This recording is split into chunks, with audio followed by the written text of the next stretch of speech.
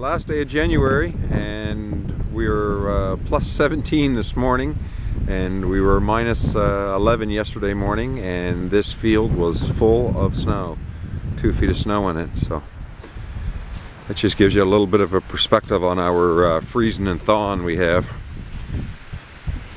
Anyway, we'll tape a little bit more once we get into the woods here. The trails were so bad this morning I didn't even dare try to bring the bike in.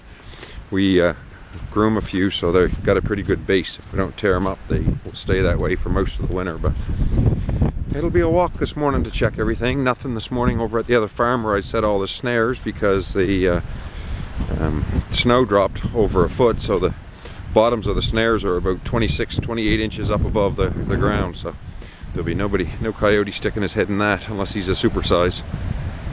Anyway, we'll see when we get back in here.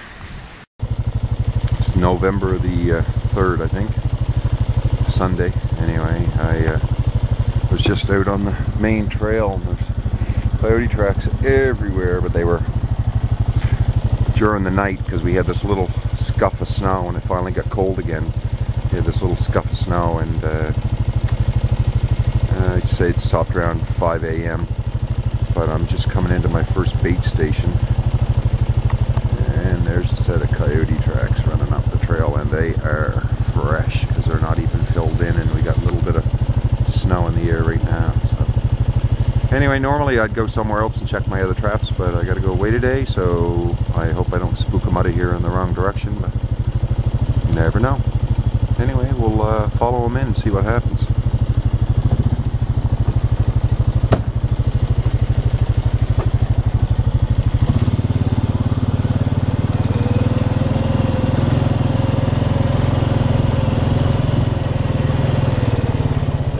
That's as far as he went. See that? And then he took off in through the trees, probably back out on the trail. But this is where I've got to whack a snare set. So he may have took the back way in when he didn't catch the rabbit he was looking for. So you might as well find out with me.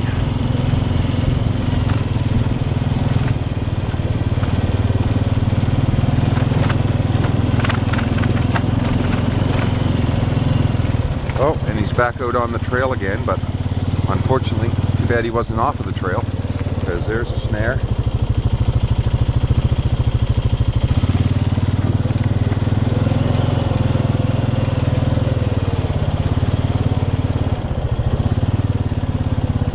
Oh, now look at that, guys. Right to there. There's my snare.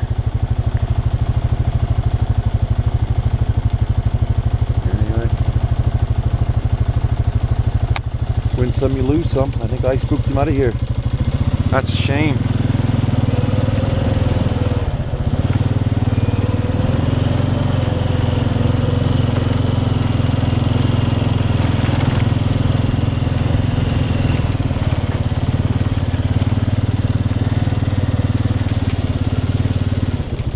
I got a little bit of bait there, and actually a mink box with a 110 in underneath it.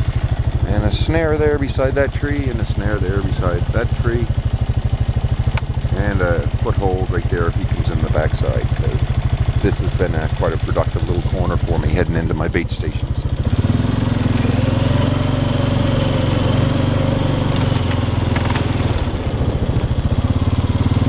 And snare right there.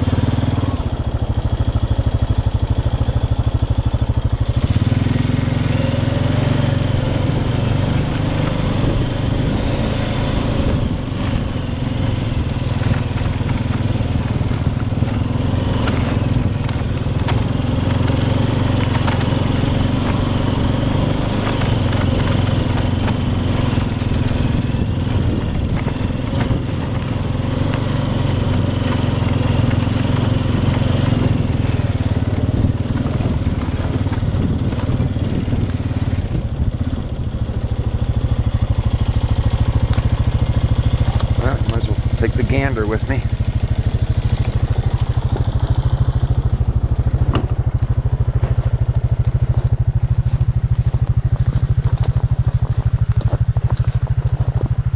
Got a couple snares down in here where they cross over to come up to the bait pile, and there's nothing there.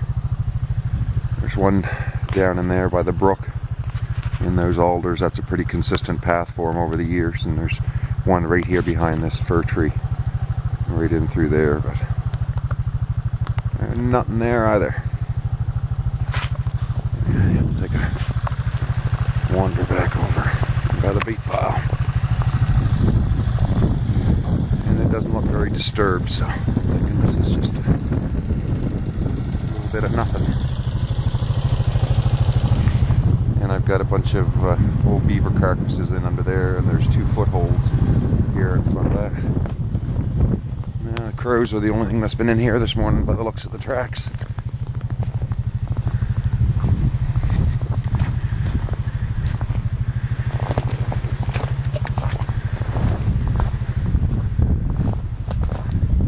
And I got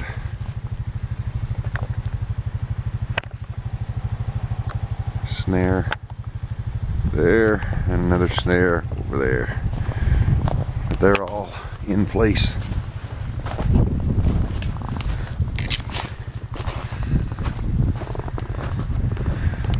Not overly optimistic, guys. Nothing in any of these ones here. There's 4 or 5 in here today. Got another one down in there. 2 up in there. And a couple way back in here. 2 down in on the edge of the brook, and I'm not going to walk all the way into those last ones because I can see it still standing way up in there. Well, we'll shut it off for now and go down. Evening, guys. This next video that I'm going to show you, I said that it was a coyote standing in front of my cubby, but after I shut the camera off and got off to double check the back snare and stuff, I've actually followed the tracks down until he went in under some fir trees, and I could actually see a good print with that dust and the snow this morning. It was even hard to tell shape or direction until I get in there, but anyway, it was a big bobcat.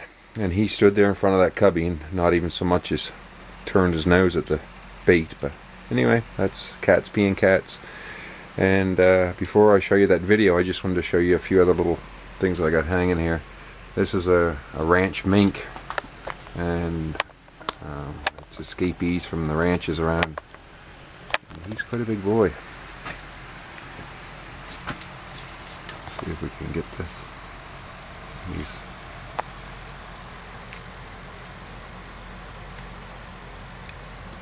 34 inches to the end of his tail. Anyway, I know I'd make a pretty good sized bobcat at times. And there's my old dryer I got geared up for tumbling pelts in. And Elsie's old motor works like a charm. Just throw her in with some sawdust and away they go. It's not pretty, but it does the trick. And there were my last 2 coyotes. The one on the right is actually the last one that I got on tape. The one on the left I didn't get on tape, but we'll trying to be a little bit better at remembering to take the camera. And these are my 2 cats that I got. They're all done and dressed out, all that fun stuff. And my old trappin buddy tells me that they should be pretty good $high pelts. They're extremely white-bellied. It's hard to see in the light here in the glare, but they're extremely white-bellied and really nice spots. So they should give me quite a good dollar. And this one on the left, the 30-pounder, it was a big old cat too for a female. Get the tape back out here.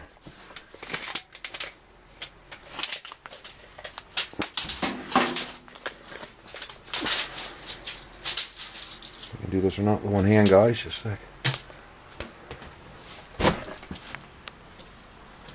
Anyway, from the tip of his nose to the end of his tail, it's 44.5 inches. And I know they measure him off to the base of the tail, which is,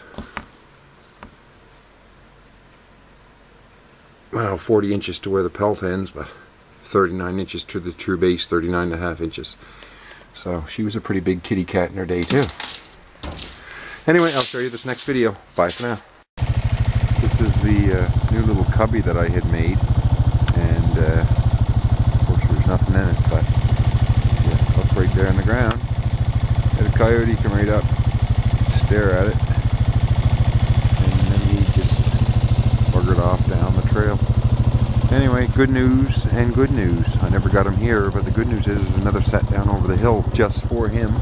And the other good news is that he come out of this thick stuff in here, which is another new bait station that I have set up. So they may be leaving me some trails. I'll go down around the lower side and see if I got anywhere I can set some snares. Good day for that. 20 inches of, or 10 inches of snow coming. So